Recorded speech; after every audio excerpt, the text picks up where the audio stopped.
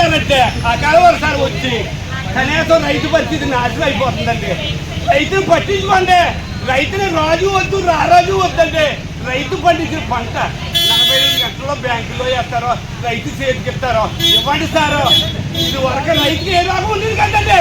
ఇప్పుడు ప్రతి రైతుకి 45 సంవత్సరాలతో రోగం వచ్చేస్తుందండి. ఎందుకు వస్తుందంటారో చెప్పనా?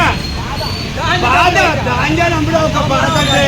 అకాల వర్షాలు వచ్చేటువంటి నాశనం అయిపోవటమండి. 40 సంవత్సరాలు వచ్చి రైతుకి షుగర్ బీపీ కొలెస్ట్రాల్ వచ్చేసి చచ్చిపోతున్నాం అండి. కనీసం ఏ ప్రభుత్వం అయినా రైతుకి పెన్షన్ పెట్టండి సార్. 45 సంవత్సరాలతో కనీసం ఆయన డబ్బుతో బిల్లైనా మిగుతాను సార్. తర్వాత 45 గంటల డబ్బు ఇవ్వండి sir.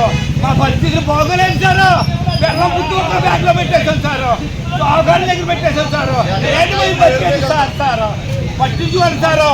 Modi sir, Chandrababu Naidu sir, Pawan Kalyan sir, ఏ ప్రభుత్వం అయినా రైతులు పట్టించుకోండి సార్. పట్టించుకోండి సార్. లేకపోతే మీకు కాపాడలేదు సార్. పురుగుల మందు దాగి సత్తాం సార్. మీరే రైతులు చంపుతున్నారు సార్. చంపుతున్నారు మమ్మల్ని. రాజు వద్దు రారాజు వద్దు సార్. 48 గంటల్లో డబ్బులు వేయదు సార్. మా రైతులు బాధ సార్. పట్టించుకోండి సార్. అందరికీ నమస్తే అండి.